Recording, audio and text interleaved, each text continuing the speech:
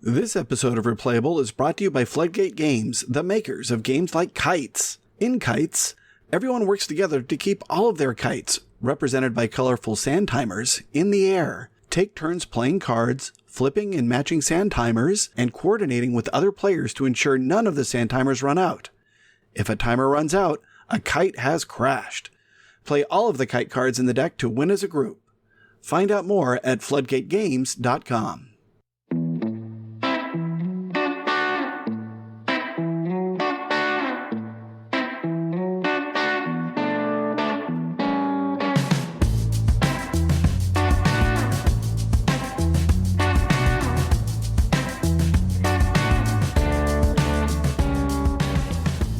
Welcome to Replayable, where we go into depth on our favorite tabletop games that keep us coming back again and again. I'm the start player, Todd, and today I'm joined by David and Paul. For our 16th episode, we will tell you about our most excellent elixirs while trying not to combust our kettles. Of course, we are the Quacks of Quedlinburg. The game is designed by Wolfgang Warsch and was originally released in 2018 by Schmidt Spiele with artwork by Dennis Lahausen.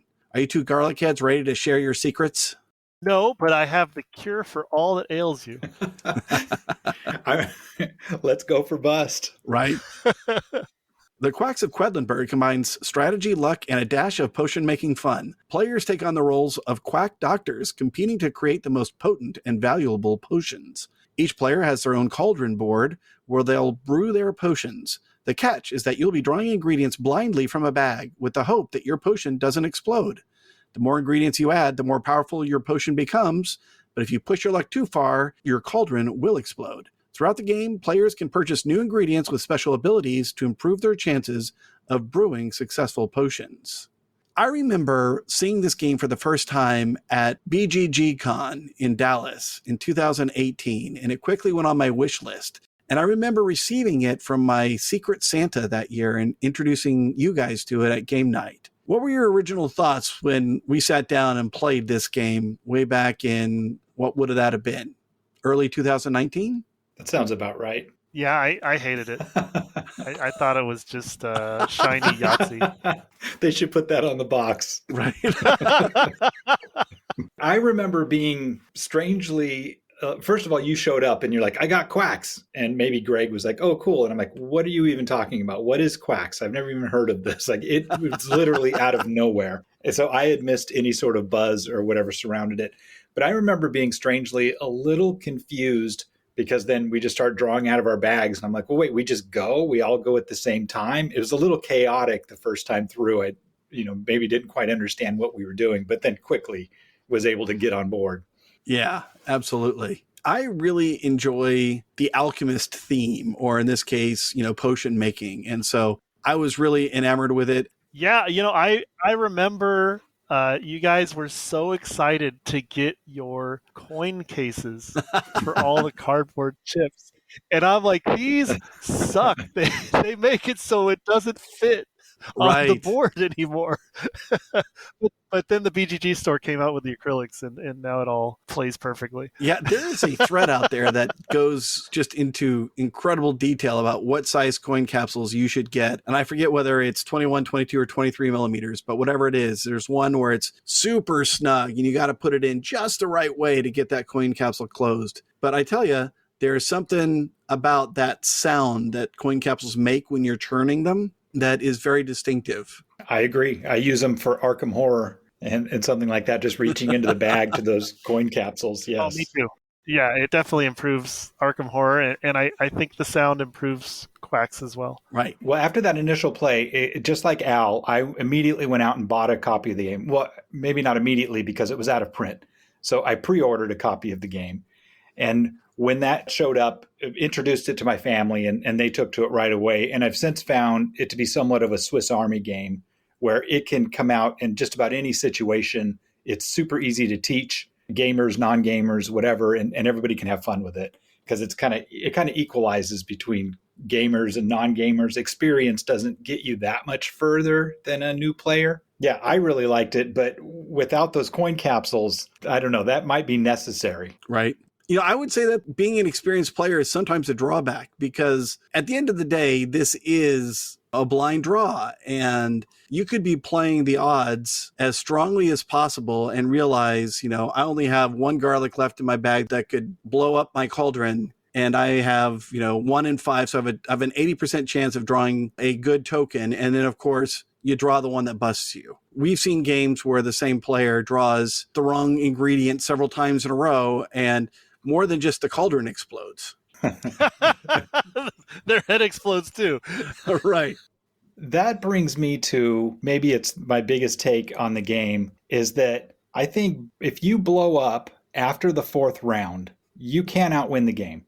Unless the other players just play terribly and let you back in. But after turn 4... Why not? I mean, you just have to take points. Yeah, and everybody's bag is better than yours because they were able to purchase.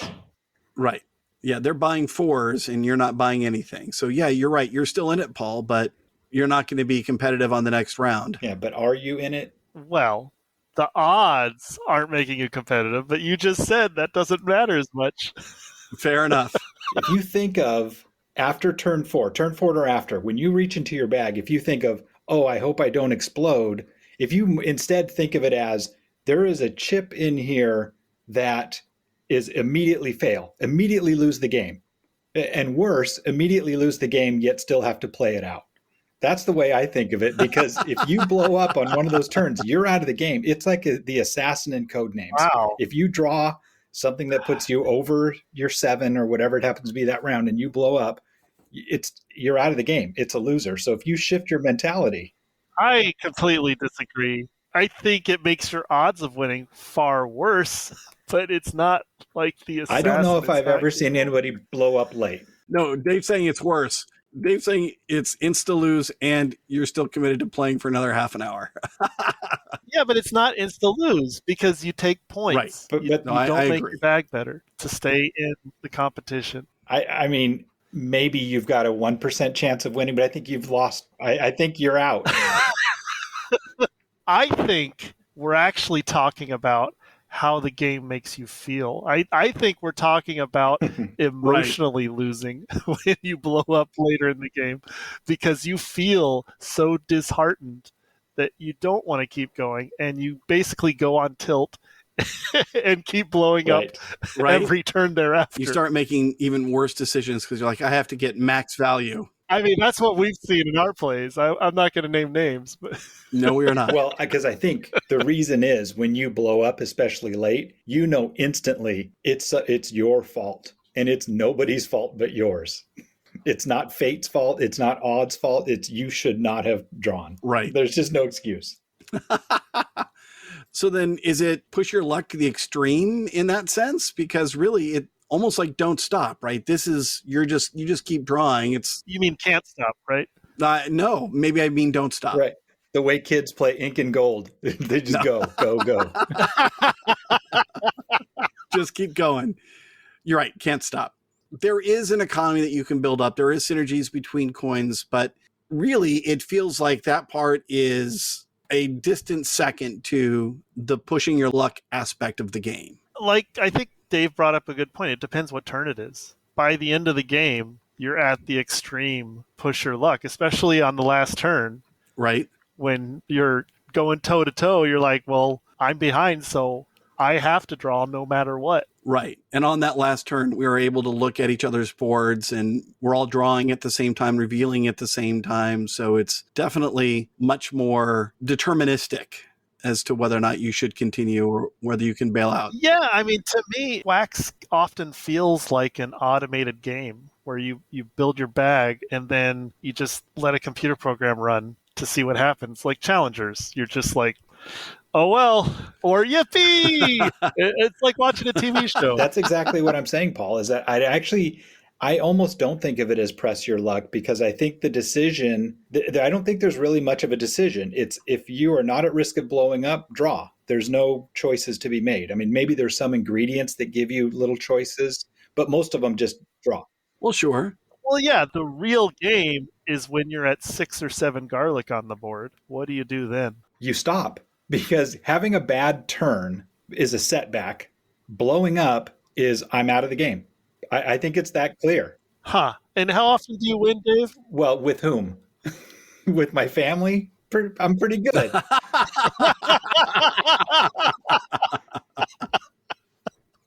We'll just leave that one sit. No, I do okay. Okay, that's pretty funny. For the record, I like pressing my luck with 6 on the board and sometimes with 7. I think you have to win against good players. Yeah. Right. So then let's talk about your thoughts on strategies then. So, for example, first round, I almost feel it is obligatory to bust the cauldron on the first round because then you are usually going to have at least 10 purchasing power. Yes. Yeah, it's 10 or bust. Right? If you get to 10, maybe you stop. And also consider a ruby. Although I think the ruby's at 9. So 9 and a ruby or 10, depending on what you want to buy in the purchase. I think it's 10. 10 and a ruby? No, I think you want 10 or more. And I don't think the ruby is sufficient. No, the hawk moth is usually so important. Yes. Right. Yeah, I agree with that. It's 10 or bust. The ruby schmooby. And busting is inconsequential at that point. And maybe even, I think what you're saying, Todd, maybe even a little bit to your favor, because then you're probably going to start with a rat tail. Exactly. And a rat tail early on when it doesn't matter. Because we've seen in games, even in late rounds, if there are an insane number of rat tails being given, 22. It doesn't matter, right? Because everybody's getting close to the end anyway. Maybe that early game rat tail might be the difference between having 11 to spend and 12 to spend, and maybe 12 is going to get you blue 2 or whatever it is. Like having an extra $1 early on can get you an early blue chip. Right. So that rat tail could make a difference. That's true. And you're pointing out the crow skulls, Dave, because you usually play with set 1. Yeah. Where they let you or just any your bag. If you really going into a round, you should think, what do I want to buy? What do I want to accomplish? Rather than just start blindly drawing and say, I hope this goes well. If you have a goal in mind, like this turn, I'd really like to get to 14. Right. That way I can buy, whatever, or 13. So I can buy a pumpkin and a moth, or if that's what your strategy is. And then just shoot for that goal rather than just let's shoot for the moon and see where we end up. Oh no, I blew up. I think having goals each round is a good idea. So then we played with set number 4 on our last game, right? And I think crow skulls turned out to be the best ingredient that we could buy in that one as well. It was late round, but the 4 value on that basically said if you landed on a ruby space when you placed that, it gave you 4 points. And so we all realized that we should be buying those things and hoping that we get them to line up with ruby spaces and not they have any control over it. But, we draw them and luck into it because it was so much more powerful than anything else we could have had. I felt like it was the only path to try and catch up to you. But then you were buying them too, so... To me, it was like, it's 4 spaces and the potential for points. It was easy compared to, getting another ruby or something. Well, I do appreciate you saying that we all realized that because I did not. I was not buying blue, and that to my detriment. I think I ended up in a distant third. But when I evaluated them in the beginning, I thought those blues are going to give you early game points, which is going to give everybody else rat tails, and then they're just going to pass you later on. And I can say now I completely misread that. The rat tails are not as powerful as I expected them to be. Yeah, you were actually in 4th place, Dave. Oh, thanks for bringing that up. I appreciate that. Yeah, because 3rd place realized the blue crow skulls weren't that important, and so they leapt ahead of you. Yeah, that's right. I was close, maybe near the end, but then you guys just took off. You guys were getting 14, 15 or whatever points. An extra 8 to 12 points with those crow skulls, Exactly. And not having crow skulls late in the game, there was no chance. So then what are your thoughts about advancing the drop or the drip, whatever you want to call it? How much do you prioritize advancing the drop over like making sure your flask is refilled? It goes back to what Dave was saying before about having a plan. If you think you're going to be able to buy what you want without advancing it, then it's not important anymore. But at least the first half of the game, I think it's the highest priority. Advancing the drop. Yeah, early on. Yes, to be able to afford the chips that you want. Yes. Okay, I see what you're saying. Early on, advancing that drop is nice because early on, that lasts for all game. Exactly. But kind of on an even playing field, I think refreshing your flask is more powerful than a drop.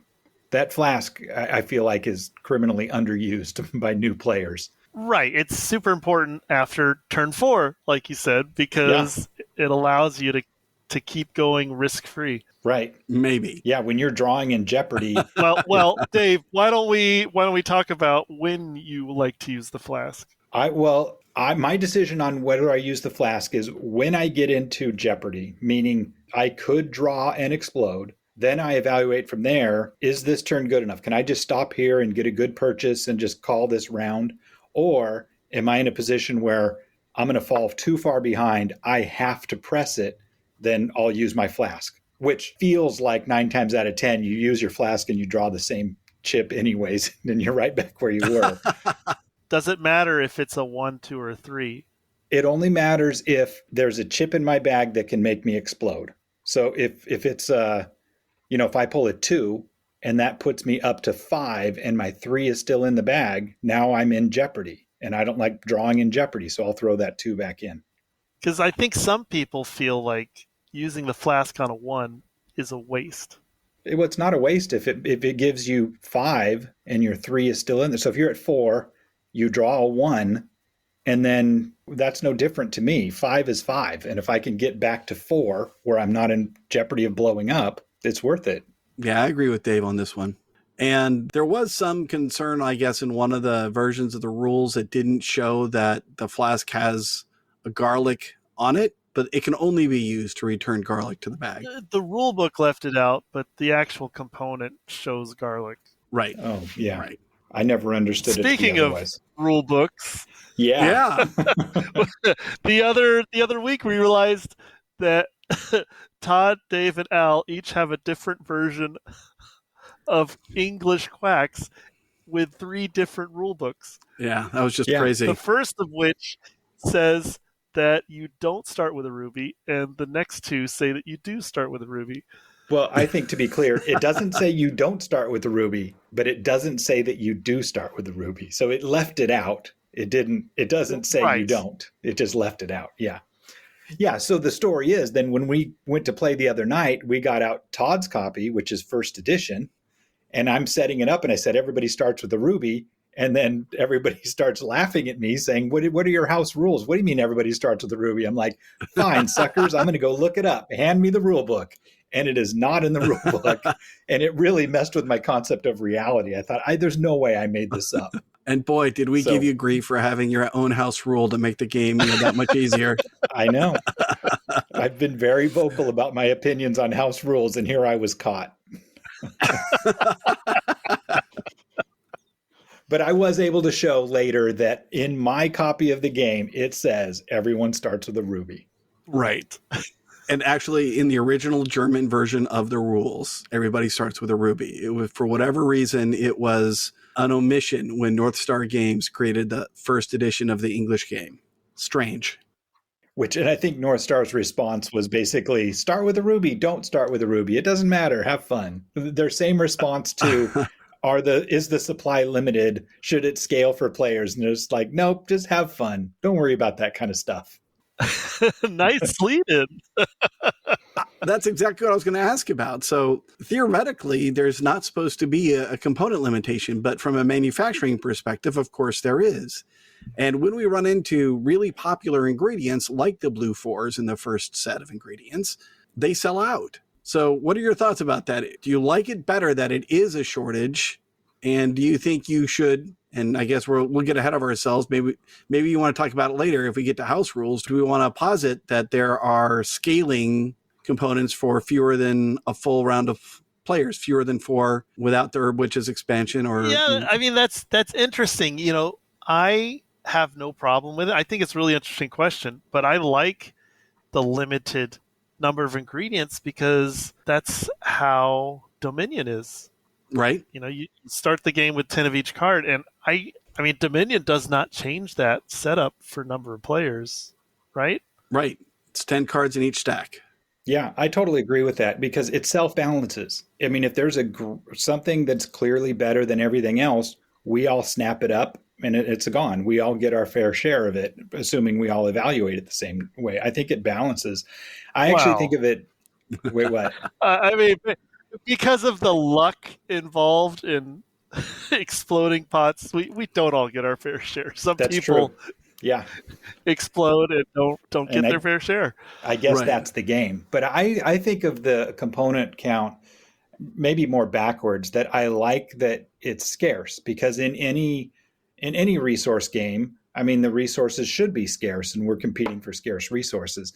And so rather than feeling like in a 4 or 5 player game there aren't enough, I feel like maybe in the 2-player game there's too much, that you can just do whatever you want for as much as you want and you don't have to Right. worry about that limitation. And we've talked about in other games, it's being able to excel within the parameters or within a box is what makes the game fun.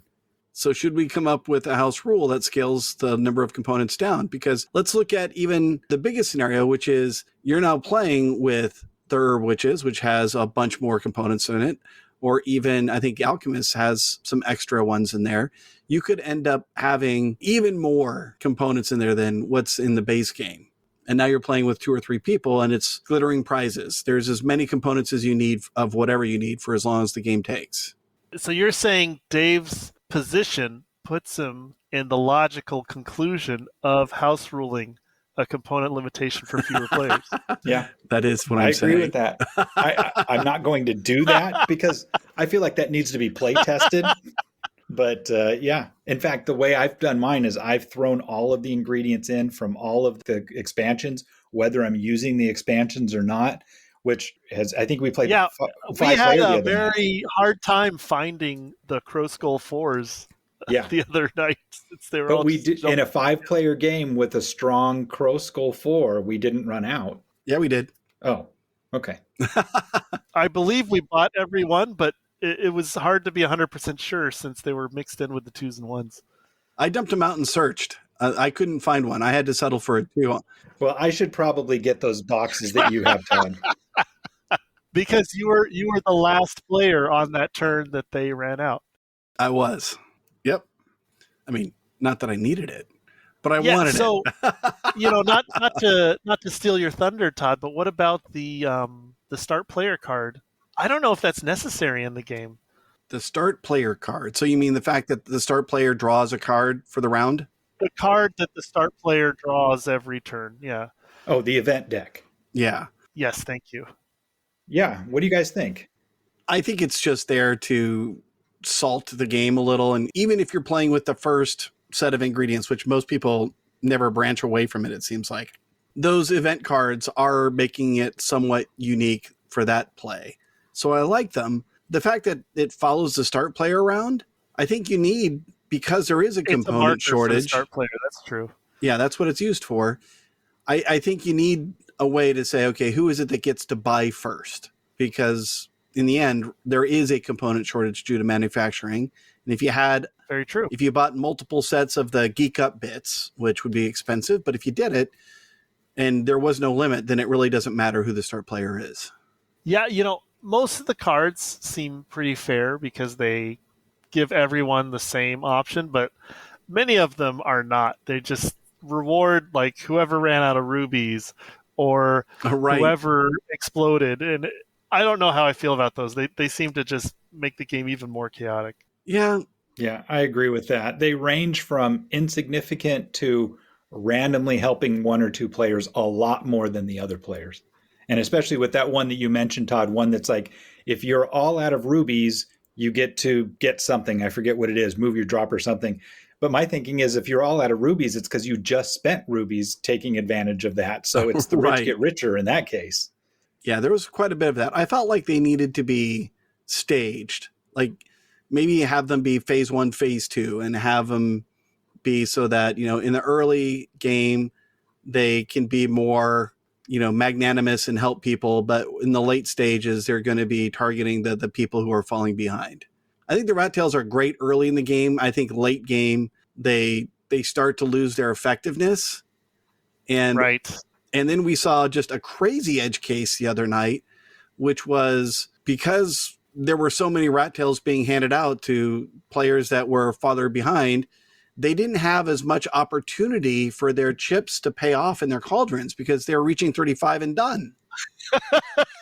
I think there was a turn where we all hit 35. Right? Well, all but one. Yeah, I didn't hit it, but that's fine. I was thinking somebody blew well, up. you were the one awarding us with rat tails, so Well, Right. yeah, that's the part you left out, Todd. You're being very modest. Why was I getting 10 rat tails a turn? Because you had lapped somebody on the boards. Greg at one point said, "I get all the rat tails." which we counted to be like 22. Yeah, Right. yeah. Yeah, that happened. But I think Greg put it best. He called the rat tails a keep-up mechanism and not a catch-up mechanism. And I thought that was pretty insightful, that it keeps you from really falling behind more so than it helps you catch up. I think they're very necessary in the game. Yes. I think they are, but I think, there needs to be something even slightly different, because Paul, in that case, that last round, I think you still got 7 or 8 of them, right? Yes. Which that is 1 to 2 blue 4s you never got a chance to place or even try to place. Yeah, I mean, I hit 35 pretty quickly that last round. Right. So it's an interesting catch-up mechanism, or keep up, however you want to say it. In early on, it feels overpowered. I mean, I remember, we all kind of grit our teeth when, if you roll a die because you scored the most up link, and you roll a point and you cross over that rat tail, and everyone behind you is just like cheering because it's like, yay, we're all going to get an extra point early on. That's big. In the first few turns, it's amazing. Yeah. Yeah. All right. So when I say that it's bag building distilled down to its purest essence, I'm thinking of something like Orleans, right? Where you are drawing stuff from the bag, or even the old Pillars of the Earth, where it is either doing turn order or it's giving you a resource to do something to develop the board. And there's more to the game than just, okay, I've drawn this thing. I agree 100%. But with Quacks of Quedlinburg, literally is, I drew this thing and I put it down and now I'm drawing the next thing. And so there's not a lot of adjunct activity beyond just reaching in and pulling out the next thing and setting it down. So that's what I mean by distilled to its purest essence. It's one of them, but I want to throw Puzzle Strike onto the podium. Okay. Because that doesn't even have a board. That is just the chips. Yeah, you're right. And there's nothing else in the game. Okay, so there's even a purer essence. Well, there's a purester. Some of the chips have a lot of text on them. Right. So there is a lot going on in Puzzle Strike too, but I think it can fight Quacks for the crown. That is a great pull. I haven't played Puzzle Strike in a long time. Do you have a copy? I do not. Yeah, it's been a long time for me as well. Have you ever played, Dave? No, I have not. But I think saying that it's, bag building distilled to its pure essence, I think that goes to what Paul was saying earlier, is that the part in between purchasing, between building your bag, the actual drawing from the bag, since those decisions are not that great, those decisions are usually pretty obvious, that I forget how Paul put it, but those are almost just on autopilot. It's called automation. Like, a lot of people are talking about challengers being a new wave of automation in board games, but I think Quacks has it too. So it's like you program your deck and then see what happens. Is that what you mean? Yes. Yeah. And so in that case, this would be kind of bag building to its pure essence, because really that's 95% of the decisions in the game. Okay. By the way, Puzzle Strike, apparently I own a copy. Of course you do. The biggest problem with Puzzle Strike is it's not as good with multiplayers. It's best as a heads-up game, 1v1. Right. All right, so with that, let's jump into the prompts. Weight and complexity. On Board Game Geek scale of 1 to 5, how would you rate the complexity of Quacks of Quedlinburg? Bag building distilled down to its almost purest essence. This was very hard, but I'm going to have to give it a 1. The rare 1 for weight and complexity. Yeah. Dave, what did you put? Yeah, I debated that. I'm actually going to put it at a 2 because evaluating the different ingredient sets and trying to see, just like I said earlier, not being able to see the power of the blue ingredient that one game, because I thought it was going to power one way, but it turned to go the other way. That's not always obvious right up front. But I mean, in support of what Paul's saying, what I said earlier is I teach this to new players, non-gamers, it's pretty easy for anyone to pick up. That puts it very much on the low end of the scale. And they can still win, too. Yeah. And if we add expansions, though, that's when it starts to get up into a 3. Yeah, without expansions. Yes. Right, just base game. And I agree. I had it down as a 2. The base game is definitely a 1. Look, it's pushing your luck. Draw chips out of the bag. Don't get more than 7 in garlic if you want to keep going, or at least score points and be able to buy. And we're done, right? Full teach. And if that's all there was to it, it would easily be a 1. But I think the way the ingredients can interact, maybe it's a 2 to start out, and then once you're familiar with it, it drops down to 1. There's something there. And what we didn't talk about is each set of ingredients, and we don't necessarily have to, but what is fun to do is once you have an appreciation for how the ingredients of the various sets interact, is start mixing your own, because you don't have to stick with the provided sets. You can say, I'm going to use yellow from set 1 and I'm going to use red from set 4 and put that together if you'd like. So that's part of the fun of the game, I think, too. Yeah, I agree with that. I haven't done that very much myself. My family tends to like to play set 1, dabble with set 2. My family likes games for the familiar rather than the novelty. So they like to, have repeated experiences. So I played a ton of set 1, which is even the purchasing decisions in set 1 are pretty much autopilot, always buy blue, and that's the game. So there is. And I got so bored of doing that, that's when I just started doing the Mandrake strategy, which is either going to blow everybody else up, but more often you're going to lose the game. But just to make it more fun, where you only buy Mandrakes, nothing else ever. So have you done that and your family still is buying blue all the time? Yeah. Okay. And I've won with it, but it's very rare. I mean, it's. So I hear you say works, that you're going to give it a high score for the next prompt. Yeah. Let's talk about strategy there, Dave. So same scale, 1 to 5. Well, I'm not. I mean, it's almost all strategy, right? But I'm without saying what number I'm going to give it yet. But it's really really, you evaluate the market. We're there. Well, I will, but I'm saying you evaluate the market, you divine your path to victory, and then you execute it. So, and there is a little bit of tactical maneuvering where like, oh, I only got 14, but I really wanted to get to 16. Now what am I going to do because I came up short? So there's a little bit of that, but pretty much it's the beginning of the game. You pick what you want to do and just stick to that path as much as you can. I don't know. It's a 2 strategy wise, maybe. It's not that. I mean, you could also go willy-nilly and still have a pretty good chance of winning. Right. Yeah, I think especially when we start talking about the expansions and how you're encouraged to buy multiple colors, I mean, strategy kind of goes out the window at that point. But what did you have, Paul? I begrudgingly give it a 2 as well. Yeah. I want to say 1, but that wouldn't be honest. Yeah, and I also had it as a 2. I don't think there is a lot of strategy to the game other than deciding when you want to bust or when you want to avoid it. And then, yes, there's understanding how the different ingredients are going to interact. But a lot of times, you'll be looking at it and say, oh, gee, I really want to buy, a moth and I want to buy a 2 blue, but I'm $1 short. So now I got to figure out the next best set of ingredients or just be content to leave a lot of money on the table and try to stick with a single strategy. So I'll give it a 2 for that reason. So then luck. How much do you think luck plays a factor in this game? And there's a top stop here. Right. It could be in the title of the game. I mean, it's a luck fest. Right. Well, it's a probability fest. You can argue it either way. It is a probability fest. Right. There's other games where you draw more than one thing at a time, or you actually roll dice that I would call probability fests. This one, I don't know.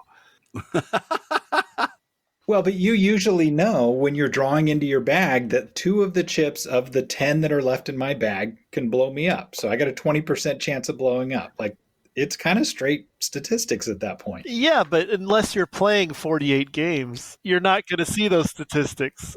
I've only played 46. Sorry, I got it wrong. If you're like me, you're hitting the tails of the distribution all the time. Right. So come on, how about some ratings? Yeah, so I'm giving this the mythical 5. in Yeah, luck, nice. max luck. It's for sure a 5. I mean, you do have some control with your flask, right? And some round cards say that you can go to 8. Yeah, but what did No. Dave just say? You flask and then you draw the exact same chip? Yeah, no, you're right. It's a 5. Absolutely. And that's part of the fun. This is something I was thinking about. I feel like it's an age-old discussion. I also feel like it's probably solved. But in this case, is this game any different if we use cards instead of drawing out of a bag? Is it Quacks of Quedlinburg, the deck builder, any different from Quacks, the bag builder? You mean challengers? I haven't played Challengers yet. Yeah, so maybe. I don't see much difference myself. Interesting. A shuffled deck of cards is the same as drawing into a bag of chips. Shuffling is far more annoying without the pleasing sounds of a chip. Yeah. Well, sure. Tactically, this is way better, or tactilely. I mean, but right. Statistically, experientially, or whatever, it's the same thing, right? Drawing out of a bag or drawing off of a deck. Sure, I think so. I guess off of the deck, you get into the Candyland aspect of it, where once the deck is shuffled in Candyland, the winner is determined, and so there's no decisions, there's no game. Candyland's an activity and not a game. So I guess once you shuffle your deck, if you're going to do it that way, whether you bust or not, or what happens, is pre-programmed at that point. Well, but you're reshuffling every round. It's the philosophical, though. You're saying a deck of cards is pre-programmed and drawing one at a time out of a bag is not, but to me it is. Experientially, totally. As long as I'm honest. Yes. Right. The result is the same. Right. It's a random sequence of things that happen. Yeah. In one case, it's already set. In the other one, you're discovering it. But either way, the result is going to be the same. And as long as you're shuffling the deck after every round so that everything you pulled out is going to be available again, as opposed to drawing to the end of the deck before a reshuffle, then I see no difference between the two. Yeah, that actually reminds me, I hadn't thought of it till now, that there is somebody had a homebrew Dominion as a bag building game. And it's the exact same thing, but you have they made little wooden discs in a bag. And so when you make your purchases from the market, you just throw a new disc in there and you don't have to shuffle and wear out your cards. And it turned it into Quacks. Yeah. I mean, that's a big reason that I actually prefer playing Roll for the Galaxy over Race for the Galaxy. I just get annoyed at shuffling cards, especially if there's like 100 of them. And I love rolling dice or pulling out acrylic chips. Interesting. Okay. It doesn't bridge the gap for me. I think Roll is the inferior game, well, even though if rolling dice is more game, fun. Yes, but I'm talking about the tactileness. Yeah, I agree with that. All right, save it for that pod. We're not there yet. I'm not going to. I won't be on the Roll for the Galaxy pod. Well, getting back to Quacks theme. So, how much do we think the theme has been integrated with this game? Same scale. I want to hear what you have to say. All right, I have mixed thoughts. I begrudgingly give it a 4, just because I feel like a quackpot when I play. Right. Let me see what this ingredient does. Right. Yeah. I mean, I also gave it a 4 because I felt like, I was just throwing random stuff in there. The idea that you're swirling your cauldron, the way that you've got to go around, it kind of feels like you've got the ladle and you're stirring the thing. Am I actually making a potion and trying to sell it to someone? No. But I think they've done a really great job with the artwork and everything and the components on here. So I gave it a 4. Yeah. I mean, it makes me feel even more like an alchemist than the game Alchemist, to be honest. Hey, that's one of my favorites. We will do that one someday. Nice.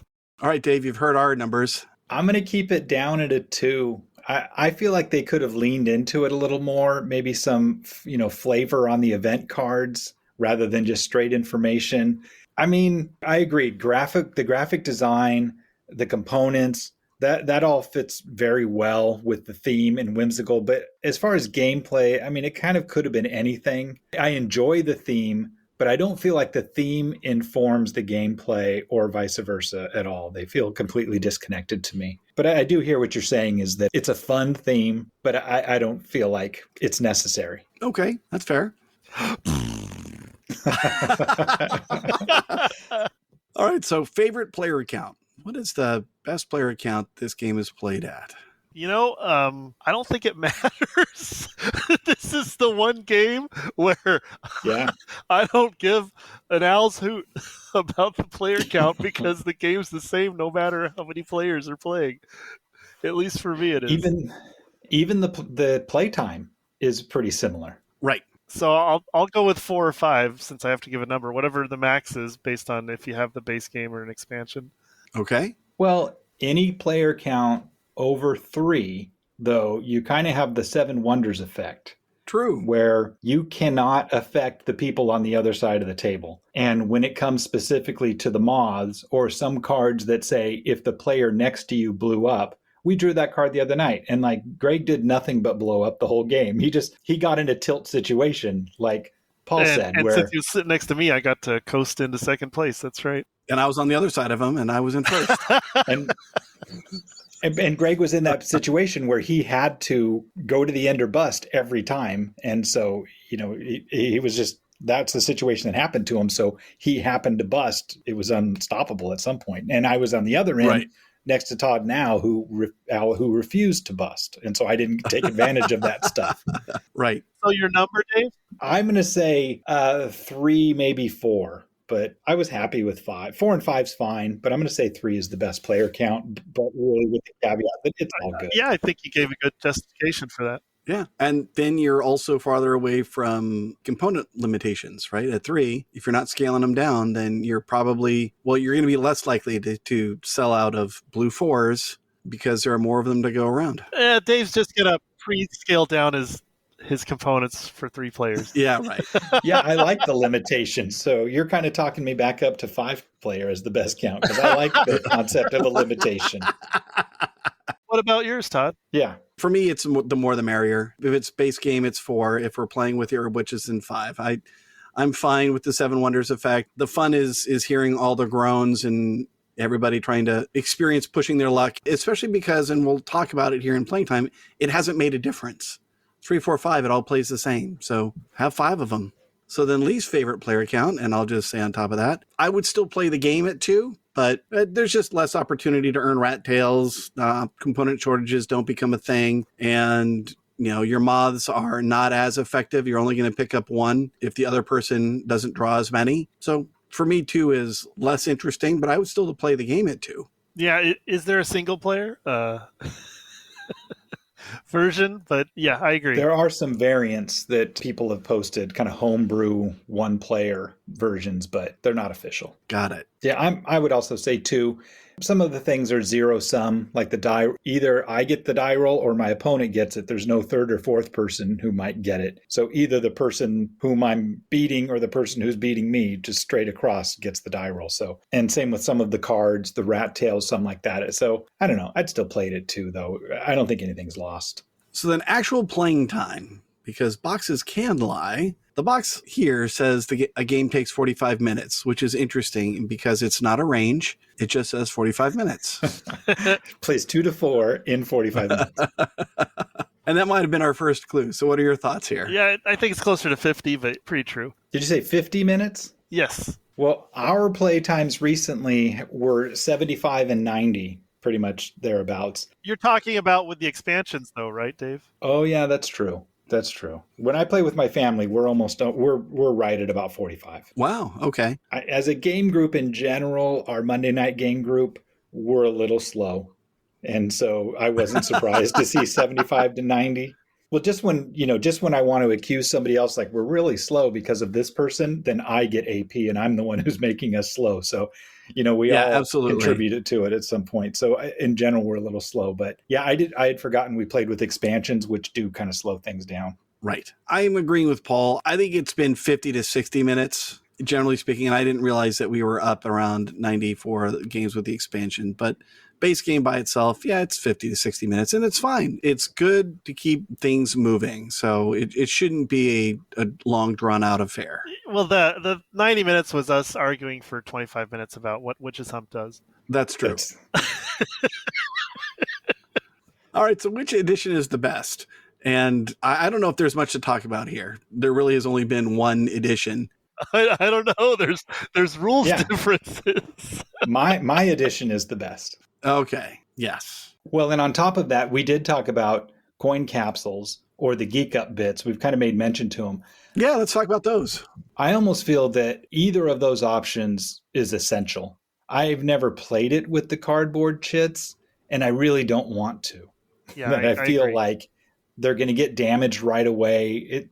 It loses that, the tactile feel. But I feel like they're going to start to have some wear. You're going to be able to feel where your like 3 garlic is or something like that. And coin capsules are effective, but a little bit big, to fit on the board. And the Geek Up bits from the Board Game Geek store are just absolutely perfect. They are. I have played the library copy of Quacks at Board Game Geek Con with just the cardboard chips, and some of them are practically unreadable because they've seen such wear. So I absolutely agree. A component update is as close to essential as you can get if you are going to be playing this game with any kind of frequency, which hopefully you are. Now we're on to expansions. What are your thoughts about these two? So for the listeners, the Herb Witches are once per game powers that you randomly draw 3 witches, and each player can use the power of each witch once. During the course of the game, you get special witch pennies to indicate when you've used it. And then there are components for a 5th player. What about the pumpkins, Todd? Oh, yeah. So there are some pumpkins that cost 22 and are worth 6 when you pull them, as opposed to the original pumpkin, which cost 3 and only moved 1. There is a new ingredient called the Loco Weed that can be variable based on whichever recipe you're using for that game. It might be equal to the number of rat tails you were awarded, is an example of one of those. And then they have some extra ingredient sets. So that's Herb Witches. And then the Alchemists has a separate board, and you gain essence based on the different number of chips that are in your cauldron. And then there are some other things that go into it, like did your neighbor blow up, or did your garlic total equal 7? And you are moving your essence marker along this track. And then on the subsequent round, based on the power you selected, and everybody can choose one of 3 that are randomly determined at the start of the game, but the power, you might be able to spend essence to do something, like move your pumpkin to the next ruby space as opposed to just the 1 space, or I guess the 6 spaces if you were playing with both of them. So what are your thoughts on the expansions? What about the variant? Right. So there's Wolfgang's Exchange Office, which is a rack of test tubes that you can advance a second drip marker. So the base game has a second drip marker. There's a flip side to the player board where anytime you can move a drip, you can move along that and you get various awards based on how far down you get. Wolfgang's Exchange Office is another one of those that you take that second drip, you use that instead. And anytime you decide to move along it, it gives you some discounted ability to basically gain access to points. So one side, at the end of the game, you dump out all your chips, you add them all together, and then you divide by the number you got along that track. So if you're at the start, it's dividing by 15, and you get that many points. And if you get to the other end, you divide by 2. You could get a lot of points depending on how many things you bought. And then the flip side of it does something different. But that's a promo. It's harder to find, and it's not even included in the mega box. It's just for bragging rights. So I think the expansions, Herb Witches and Alchemists, they're overpowered. I mean, even Herb Witches gives you a space to go beyond 35, and in Alchemists, we kept hitting 35, multiple turns, multiple players. It felt ridiculous to me. All right. We're pretty clearly curmudgeonly about expansions in general. I feel like we have the same discussion every time we bring up expansions on a game, is that they tend to make games more solitaire, although this is a pretty solitary game to begin with. And, so they tend to reduce player interaction. They tend to add things to the game without really adding anything to the game, and take away from the essence of the game, of like what made the game interesting. And I think these kind of suffer from that as well. It's just more stuff going on. Now, the Alchemists, I enjoyed the playing of the Alchemists in the same, like it was fun, but I don't think it improved the game. It was fun in the way we talk about when we play Anno 1800 is at the actual gameplay of Anno 1800 is so fun. You could get lost in it and go, oh, wait, I should be focusing on winning the game rather than just kind of having fun building all this stuff. Right. And Alchemist was kind of that way. It was an interesting thing to do. It made it too high octane, which is a term that I keep using every time we bring up expansions, is that what makes a game fun is things like limited resources and competition for those resources and being able to try to excel within the parameters that you've been giving. And then these expansions really just take those limitations off and just go wild. And like Paul said, in the last one we played, we were hitting 35. Like we pegged it so many times in one play. And it kind of takes the fun out of it. You know, in a lot of games, engine builders and stuff like that, it's like right when you get your engine up, the game's over. And you're like, oh, okay, but that's the game. To really put that in relief, I think winning scores of the base game, at least in our group, if you get to 60 points, you've probably won the game. But when we play with the expansion, if you're not getting to 100, you're doing something wrong. Oh, yeah. Right. And in Todd's case, 150. Yeah, is that what it was, 150 with Alchemist? No, I think it was 127. Okay, yeah, you didn't get around the board last time, but 3 times. Yeah, it was. It just feels ridiculous. Yeah. But the reason I asked about the promo and brought up the variant board is I think when you're playing the expansions, don't bother moving your drop on your main board because you're going to be flying around and around. So play the variant board or the promo and move your drop across those tracks instead.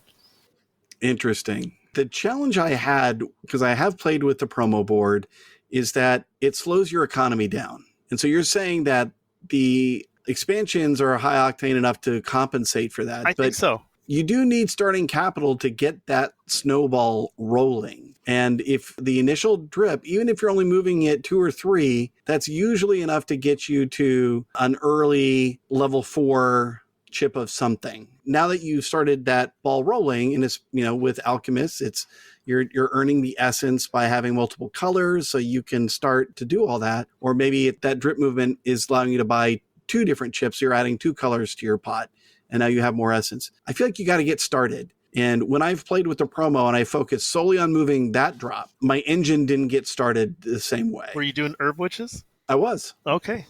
Mainly what we talked about are the extra stuff that the expansions bring. Mm-hmm. Things that are welcome would be the event cards, having more event cards, because with just the base game, after a ton of plays, we were starting to see the same cards over and over again.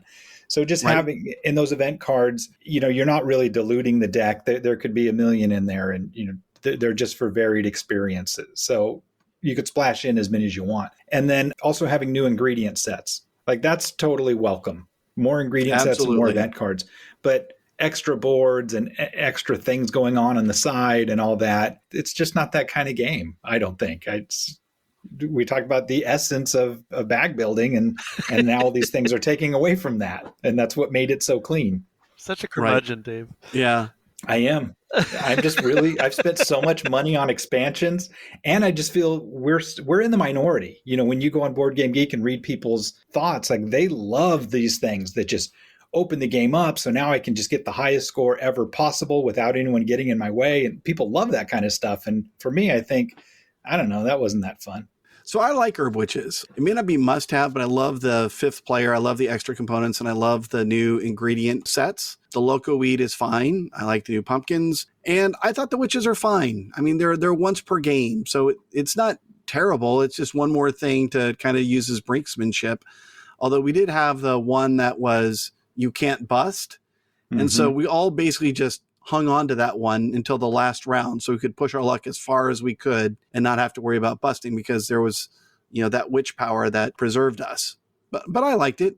You don't suffer the consequences of busting. And I appreciate, again, you saying we all did that, because I used mine early on, because I was, I got backwards very early on and I had to use it. And Alchemists, I thought it was interesting. Dave, you and I both picked the carrot nose character for that one. Mm-hmm. That particular power was if you draw a pumpkin, you can spend 2 essence. so it only works in round 2 and beyond after you had a chance to earn essence, to instead of placing the pumpkin the one space forward on the next ruby space. So it could be anywhere from 1, which you wouldn't spend essence because the pumpkin's going to do that anyway. So 2 to 4 spaces to move. That turned out to be like a really powerful power that I had no idea that was going to be as useful as it was. Oh, was it for you? Was it useful for you? It was ridiculous. Oh, I had a bunch of pumpkins. I just didn't bother to draw them. They were constantly left over, the last ones in my bag. You never bothered to gain any essence either, Dave. Well, I tried. I bought all the different colors, but I just kept, drawing all my white and then one color, and then I had to stop. So it just didn't go well for me. But it was my decisions. It was my poor decisions. 5. Yeah. But when it comes to expansions, so I'll play with either one of them and I'll like it. Probably won't play with both of them at the same time because it's going to start turning Quacks into a longer experience than the incremental enjoyment I'm getting out of it. Yeah. If it becomes regularly a 90-minute to 2-hour game, that's not where Quacks needs to be. How else are you supposed to get to a score of a 200, though? Someone's going to have this be their favorite game and they've done it, and hats off to them. I'll still rest on 127 and say that was pretty amazing. Well, those are the people who like, 5-player, 6-player Catan with the ships and everything when it's a 3-hour version of Catan. Like for me, Catan, 45 minutes, get in, get out, let's go play something else. It was great. But 3 hours of, that's not for me. Got it. All right. So the most recognizable comparison, the highest ranking game that reminds you of Quacks. What did you have, Dave? Well, I'll take the easy one because I actually had a tough time coming up with anything beyond, a few obvious ones. So I'm going to say Dominion. Yep. Is that it takes that concept of, as just the first deck builder I remember playing, builds on that concept and made it a little more interesting. So that's the one I choose. All right. That's a good one. And I really liked your story about the person who made their custom bag building version of it. Like that needs to become a product. Yeah. Paul, what'd you have? Well, a game that is very much like Quacks in my opinion, but that I slightly prefer is Cubitos. Good pick. Instead of drawing chips out of a bag, you're rolling dice and you can buy new dice to add to what you're rolling. And I prefer it because it is a probability game. In my opinion, in that you can actually think about how to get the best probabilities and what path to take in the race that you're running, which is what everybody's trying to do, finish a race in first place by purchasing all of these dice. Yep, that's a good one. I looked at that one. For me, the easy pick was Orleans. And I realized that was closely riffed off of with Altiplano, but I'll stick with Orleans just because I had the same feeling of, okay, I'm reaching into the bag and I really hope I draw this one color. Oh, okay, I got it. Or I didn't, whichever way it works. And then, I'm using that to develop the board. Like I said, there's more to that game, but for me, that would be the closest comparison because it has the same feeling out of the bag building. Less recognizable comparison. What's a more distant game that reminds you of Quacks? And for me, this one was hard. Well, I name dropped it earlier. Challengers is my pick for less recognizable game and, in my opinion, less likable game. But basically, you're drafting from a very small subset of cards into your deck, and then you're just giving it to the gods and seeing what happens as you turn over card by card. You're basically like playing war, and then you get to alter your deck a little bit more and then play war once more. Wow. So to me, it's very much like Quacks because I think of drawing from a bag the same way as turning over the top card of a deck. You mean the Kennerspiel des Jahres winning game Challengers? That's the lesser known choice. It is lesser known now, but that might not be true a year from now. Right. It's ranked, I just looked it up, it's ranked 1100 something. So it's still ranked pretty low. So it qualifies for less recognizable. It's still climbing. What'd you have, Dave?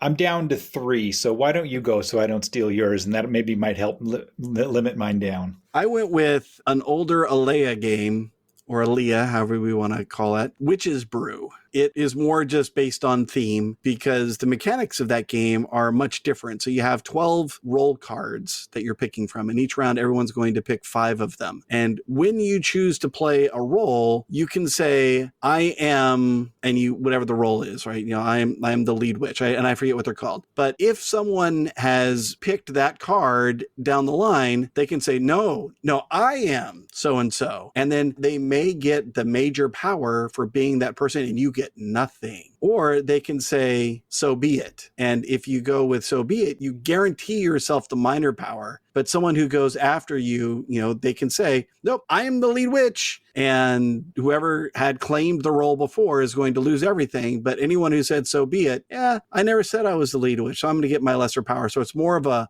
bluffing game. But then you're using your rolls to gather ingredients and deliver potions for points. I haven't played it. I'd love to try it. All right. We'll have a theme night.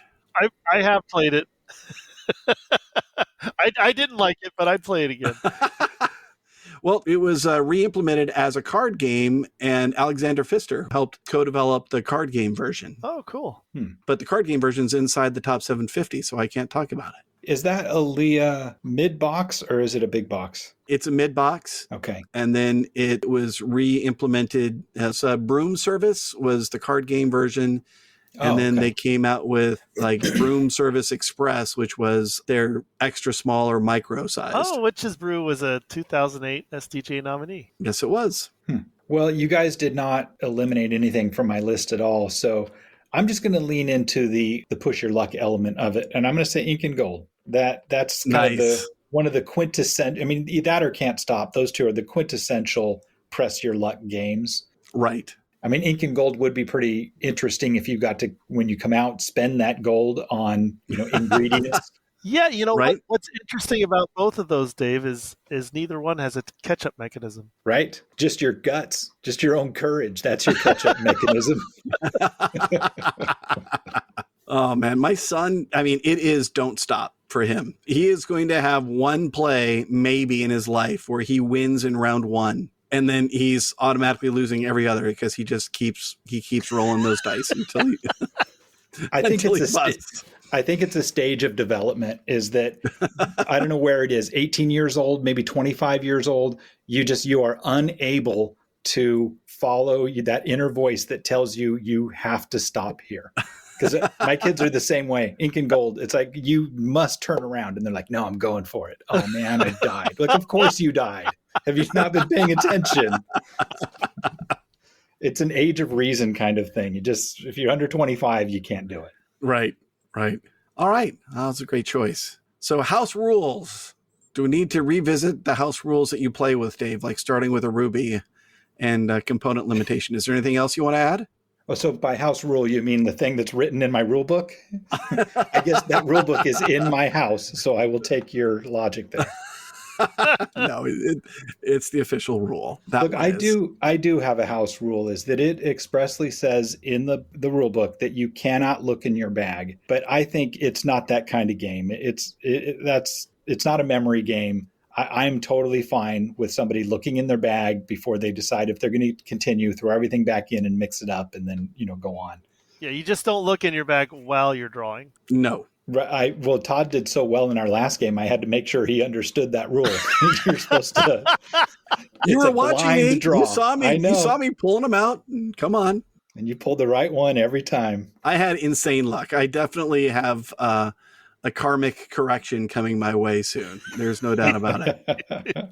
Wait, do you guys have house rules? I already used Dave's house rule without knowing it was a house rule. So there you go. Which was when I'm trying to decide if I need to stop or continue, I will look in my bag and look at what the odds are.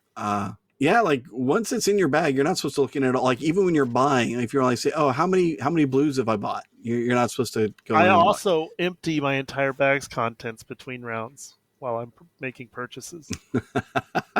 All right. Well, there you go. We have some house rules.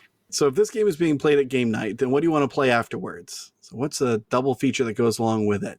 I think it's light and jaunty as a game, so I think it pairs well with something a little heavier. Okay. You could throw anything in there like brass or whatever. I actually, my first instinct was like Res Arcana, but I thought, it's too much theme wise. It's too much. So I would just shift gears entirely and get into like one of our, heavier economic games we like to play and use this as a aperitif. I think it's funny you said shift gears because that's what we doubled up with a couple days ago. We literally did shift gears. Yeah. With heat. Yes. Paul, how about you? I said the same thing. I want to wash my mouth out with Age of Steam. after drinking all those potions.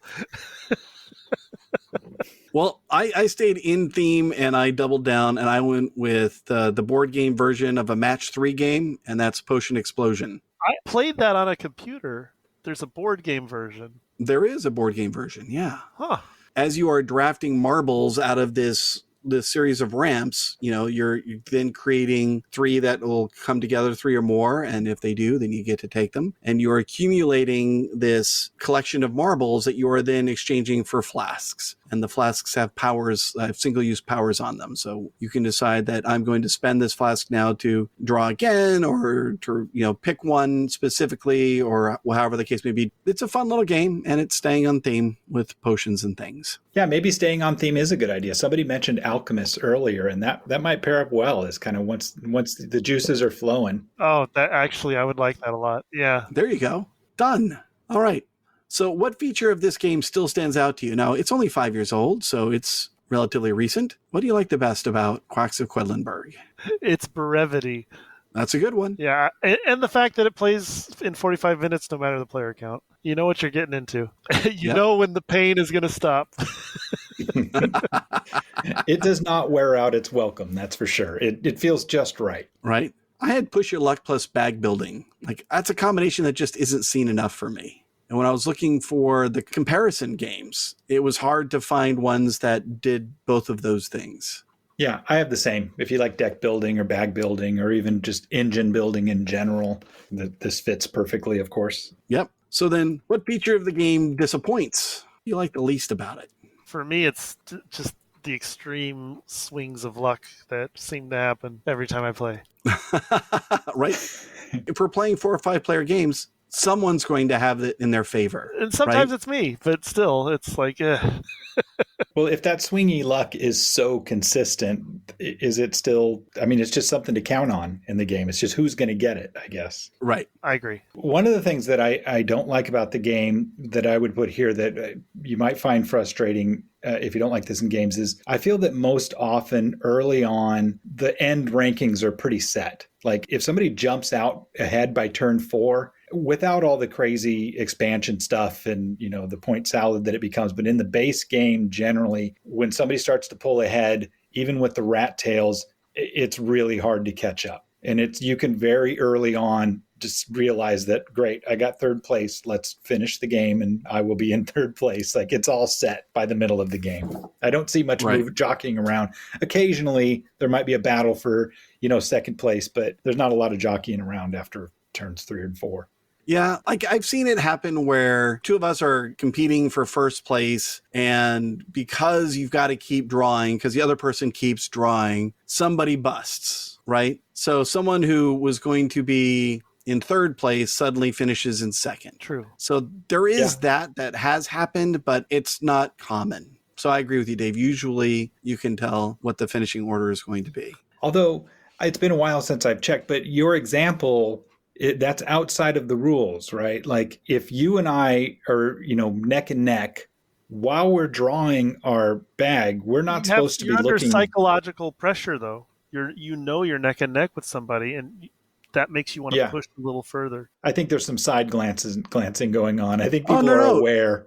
The last round, it's open information. You are looking at each other's cauldron. I know that you're on spot 22 and I'm on spot 24. Right. Right. But every round before that, I think you're not supposed to pay attention. That's true. But what I'm talking about is in that final round, when you are drawing at the same time and holding your hand out there, did you go, did you not? That whole thing. I have seen 2 people go after each other because I can't stop if Paul doesn't stop. Right. And so I push myself and I bust. And suddenly you, who were going to be in 3rd place, because I now have to choose points or buy, and I'm going to choose points, but now there's potentially 6 or 7 points that I didn't get to buy because I busted. And you were able to stop and take 2nd place, right? Assuming Paul didn't bust as well. Right. So that's the 18xx rule, right? First place or last place or die trying, basically. Exactly. Did this game replace a previous one for you? And if so, what was it? Absolutely not. Absolutely not. It replaces Dominion for me. Paul and I got out Dominion and played a couple 2-player games, I don't know, a couple months ago. And that was the first time I'd played Dominion in 10 years or more. So it's a very similar feel to Dominion, but I never play that game anymore, and I play Quacks quite a bit. Right. For me, it was Can't Stop. And I really enjoy Can't Stop, and I'll play it again, if someone wants to. But for my family and I, at least, when we're looking for one of these push your luck games, we're playing Can't Stop or we're playing Diamant / Ink and Gold. Mm-hmm. So we're playing Quacks or Ink and Gold, not Can't Stop. Because you can knock out 3 or 4 games that Can't Stop in the time it takes to play Quacks. That's what I was thinking. That's a 15, 20-minute game, right? It can be, especially if your son never stops. Has this game since been replaced? And if so, by what? And I'll just go ahead and say, nope, not yet. Not for me, anyway. Yep, for me, it's Cubitos. Although we're still, as a family, trying to get the playtime of Cubitos down under an hour. But once it is, I think it'll have taken the spot. Interesting. Okay. It hasn't for me. It's still the only game we go to when we're looking for that type of experience right now. Right. Okay.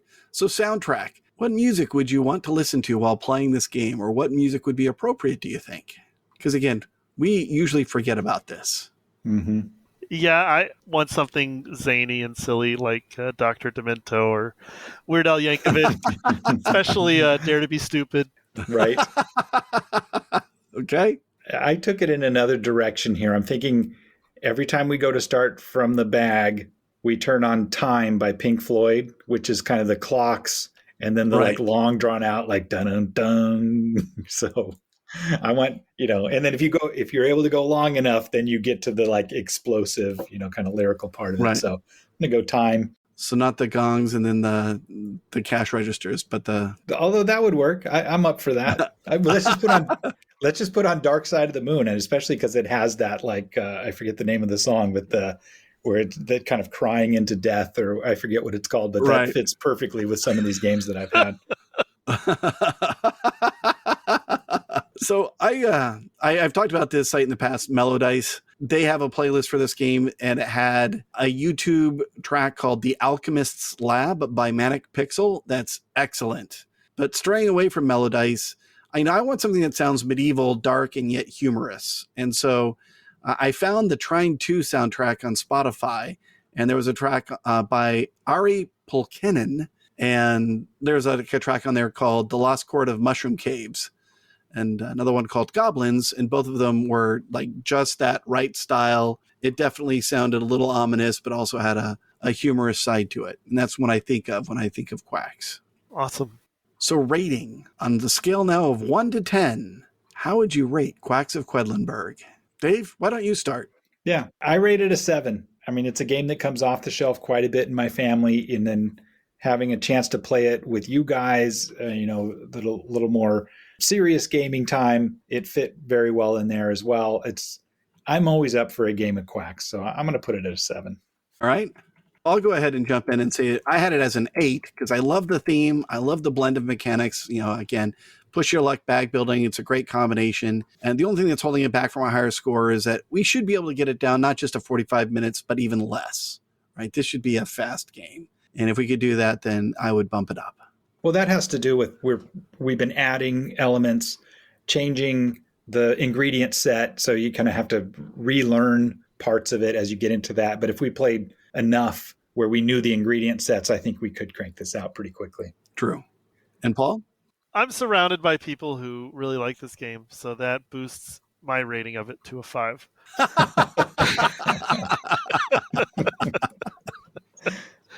I could really take it or leave it. I don't have strong feelings about it either way, but like Dave said, it usually does not overstay its welcome.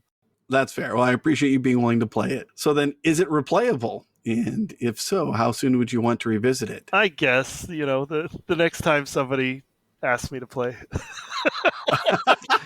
Which I'm happy if it's years away. Wow.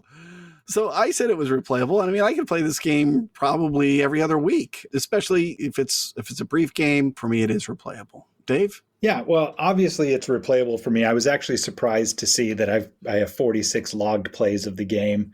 But that's, over Christmas when we first got it, my family, we would play, 3-4 games a day, a few days in a row. But it has that feel of no matter how your game went, you're like, I wonder if I could have done better. And it's almost like when you're Right. trying to accomplish something and you pull up short and you don't know where that limit is, how far you could have gotten. But let's play again. Let's go one more time. I feel like I can, and then that game's busts and you're like, dang it, one more time. Let's do it. So it has that like, I want to try again right now. Right. Excellent. So with that, our cauldron has finally exploded. For our next episode, we're all aboard as we embark on another train-themed journey. Thank you guys. Really enjoyed the conversation and the opportunity to revisit this game. Yeah, pleasure. Yeah, thanks, guys. Thank you for listening to Replayable. Support for our podcast comes from listeners like you. You can find us online at replayable.fm, on Twitter as ReplayableFM, and on Instagram as ReplayableFM. You can also join our team at patreon.com/replayable. Thank you for your support. We welcome your feedback, which is the only way that we are going to get better. You can get in touch with us via email at feedback@replayable.fm. And if you're interested in sponsoring us, then please contact us at sponsors@replayable.fm.